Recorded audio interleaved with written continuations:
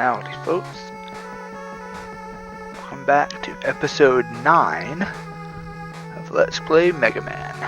As always, this is your host, LP Guru. And yes, between the previous episode and this one, I made it a point to go back and count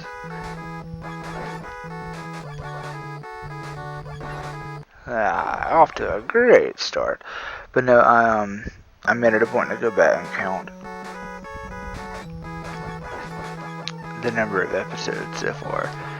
I wasn't far off. I couldn't remember if that was episode 7 or 8, the previous one. That's why I went back and counted, and it was episode 8, which obviously makes this episode 9. And this thing is really getting on my nerves. Come on now.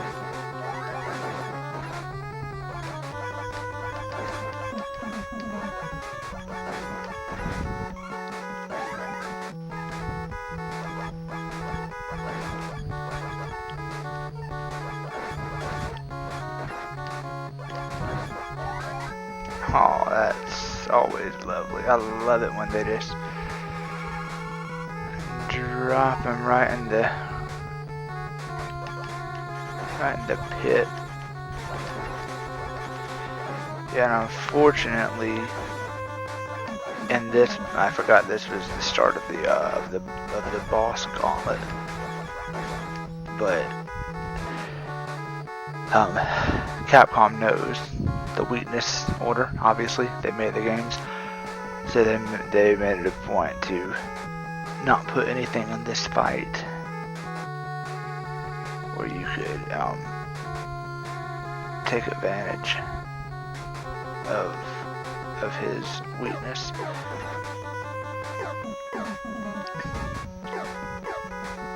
And if I'm being honest, I forgot that that's what happened about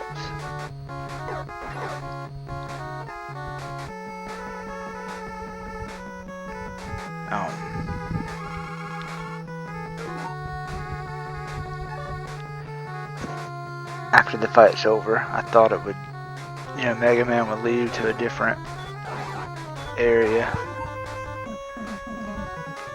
That's why I was just sitting there waiting, but obviously that's not the case. The game didn't freeze or anything. I didn't realize that I wasn't having to wait on anything. But what's nice is that, well, not nice that I'm dead, but what's nice though is that they present this Boss Gauntlet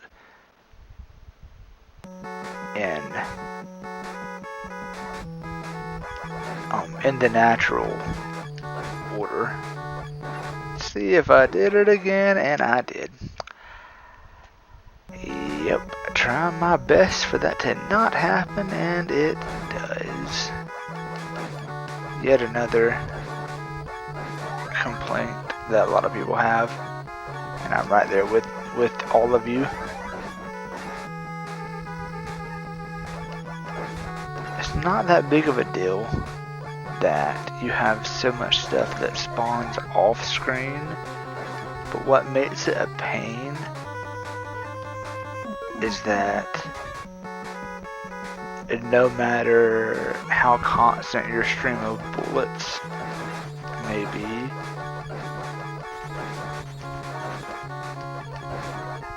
something's always going to manage to spawn right after your bullet has passed it, as you witnessed there. I'll be damned if I didn't do it again.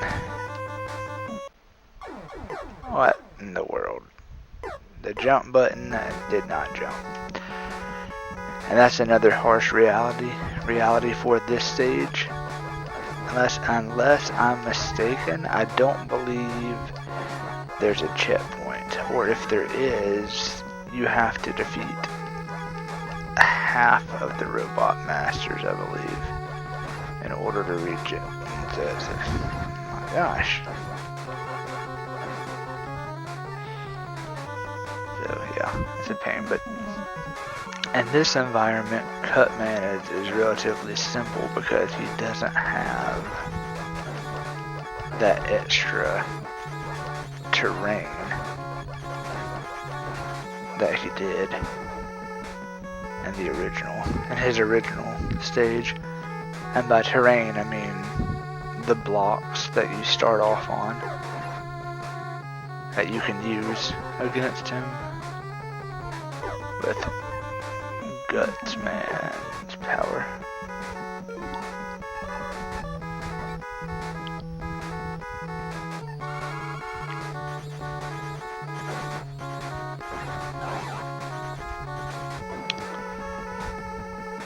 At first I thought I died. I was very glad to see that I was wrong. Oh yeah, forgot this about, what's his name, Stage? What is his name? Bomb Man? And that would make the most sense since everything seems to be blowing up in my face.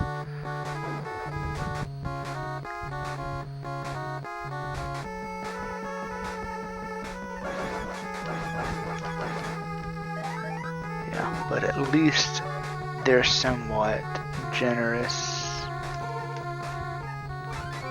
in knowing that you're going to be struggling. So they're somewhat nice and give you a 1-up. Extra man, extra life. I've heard so many different names. I think take this dude out with the rolling cutters, but the other way, I think. Or maybe not. No, wait, no, I think it's, there we go. It was that, I was wrong. I had forgotten.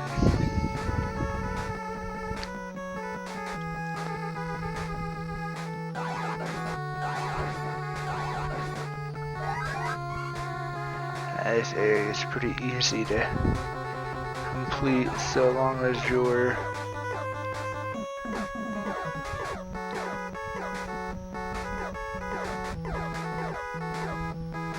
somewhat patient. You're guaranteed to take a hit. No, I shouldn't say guaranteed,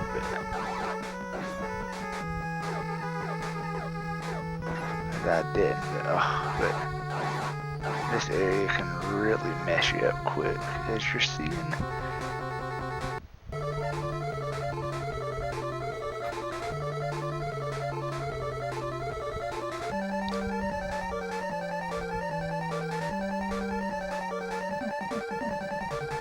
Oh yeah, here's where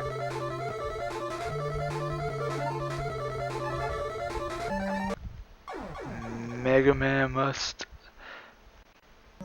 face the enemy within himself. Now, I'm hoping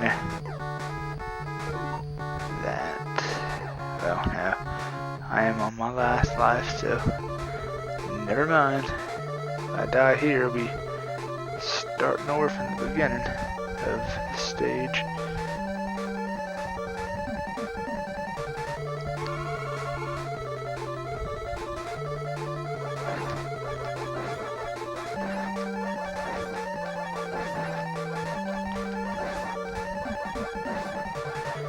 Normally it's easiest to stand here and shoot, but it's rare that he will stand and shoot. Every now and then he'll stand and shoot.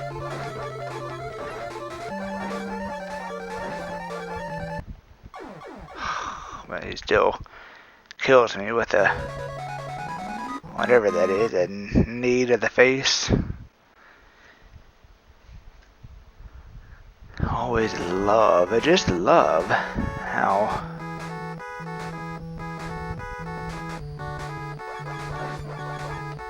everything is slightly overpowered. I think this is one of the reasons why I enjoy RPGs and JRPGs a little more than games such as Mega Man. Not knocking the Mega Man games, but at least with RPGs and JRPGs, you're a little bit more in control. I mean, they're still super challenging, don't get me wrong. But typically speaking, in RPGs and JRPGs alike, there's certain parts of each game, there's a level cap. Well, I shouldn't say level cap, but there's a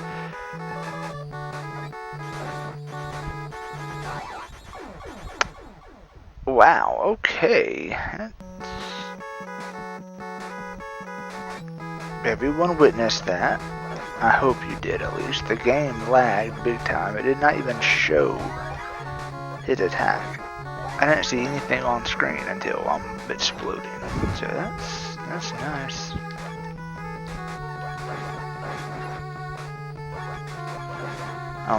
But yeah, at least like in RPGs, and I'm dead.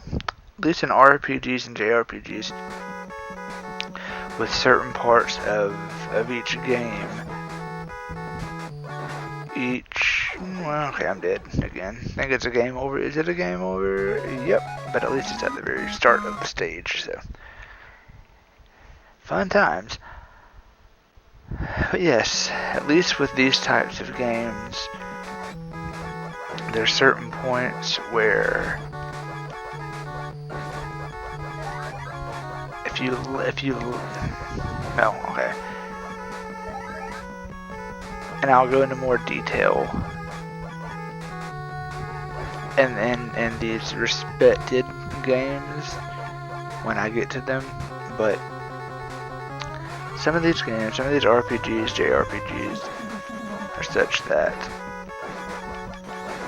they're not very in-depth, and by that I mean like character development and that kind of system. The story is always, like really good, but sometimes the character development is very simple. I don't mean that in a bad way though. I mean it in the sense of you simply learn new abilities, new spells, special moves, everything when you reach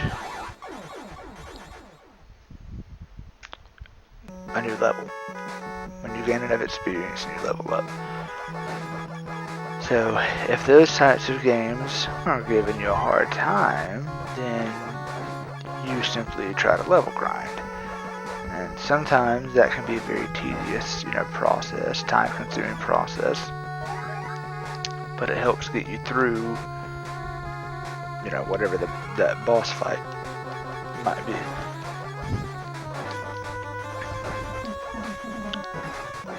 But with games like Mega Man, it's all about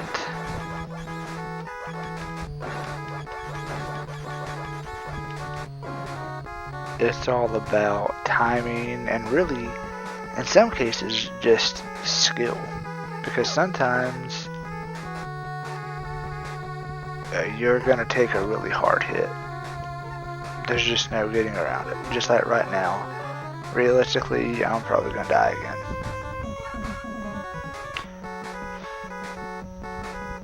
But it would be nice, man, because I did right away. But it would be nice if this game had been set up where, okay, you fought one boss, let's give you an energy refill. Either leave an energy tank, well, I shouldn't say tank because it's actually a device in later games, but either leave like an energy pellet, a small one or a big one or something, right before you encounter the next boss.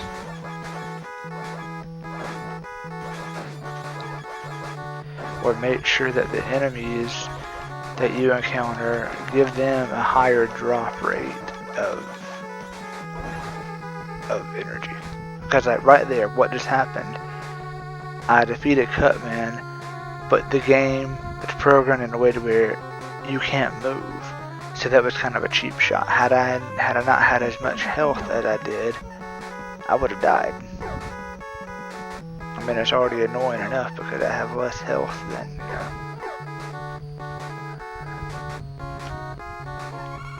And now I have to face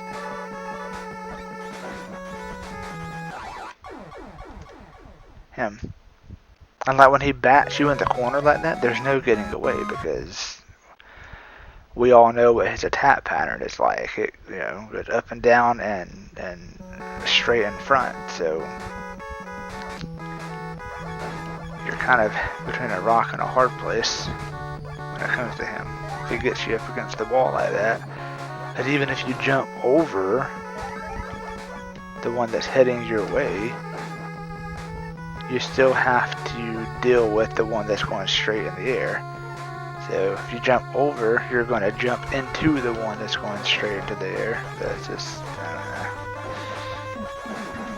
know. Musings from LP Guru, you can chalk this up as, but it's always been a slight annoyance factor how with some developers, it's not that they don't want you to win. That would be, you know, counterintuitive, you know, for them. That would result in, you know, less sales of their product because they would know that would anger, you know, players. But sometimes I can't help but feel that there's certain games. There we go. There's certain games that have a little bit of cheap tricks, if you will, put in them. Here's just a matter of timing everything. You'll typically take a hit the very first time, but everything else, if you time it just right, it should be good.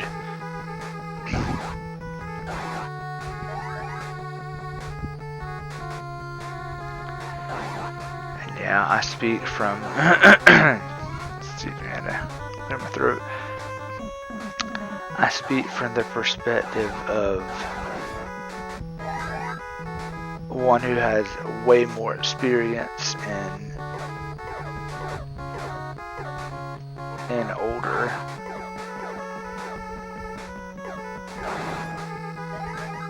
oh, that was some cheap. That was cheap if I ever saw it. Shame on you, game. And I'm dead. But that was... And see, that's another factor. In later games, if that happens... Okay, there's a checkpoint right here.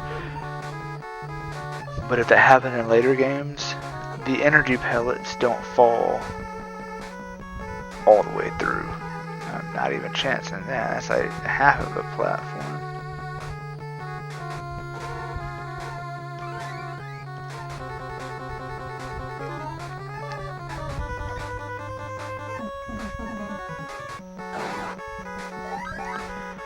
Yeah, they don't fall all the way down the ladder. Like the ladder, they just sit on top of the ladder for you to collect it. I thought that was very cheap.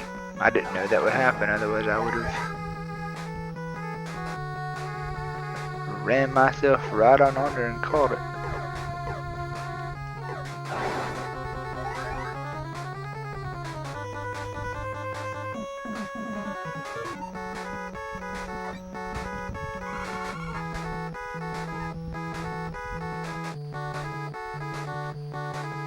But yeah, as I stated, I think in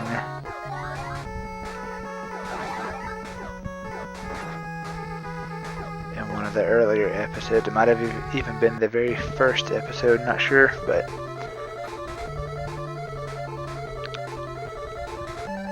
this game, the original, is one that I'm the least familiar with.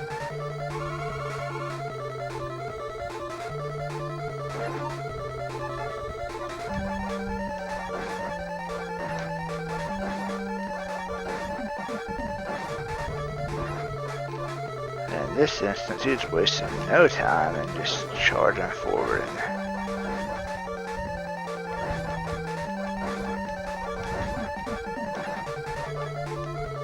You gotta make sure to keep him off of you, or that will happen. But it's so hard to predict how aggressive it might be. Like the previous time that happened,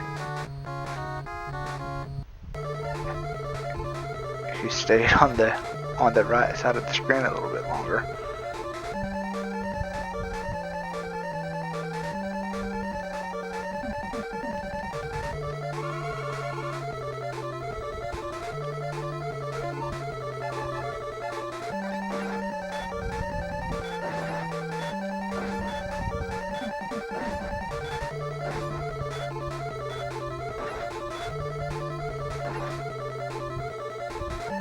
It's always yet another cheap trick.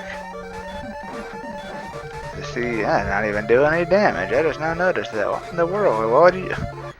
That's just stupid. I'm sorry, but why would you hand out a weapon that does no damage? I mean, it makes no sense whatsoever.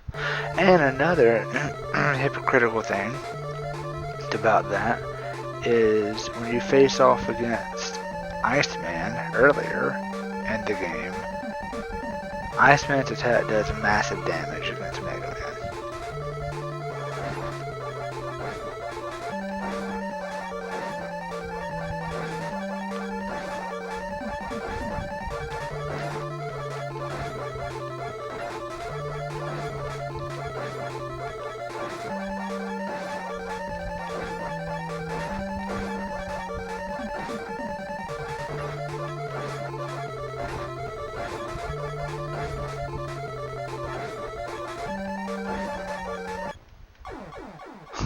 Almost had him.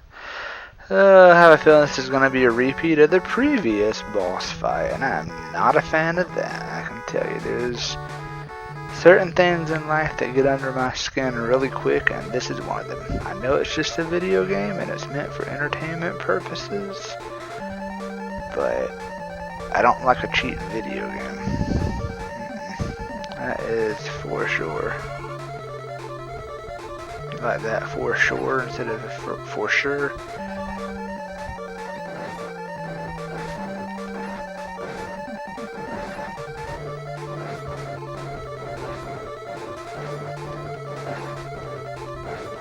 That's hard to tell who is who.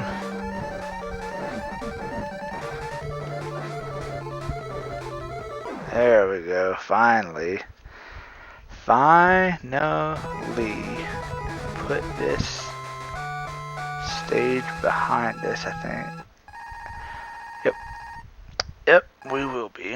Which is great. I'm pleasantly surprised. So, with this stage having come to an end, I'll pause our progress right here. Pick up right where we're leaving off in just a few minutes in the next episode of Let's Play Mega Man. As always, thank you all so much for tuning in. This is the LP Guru signing off.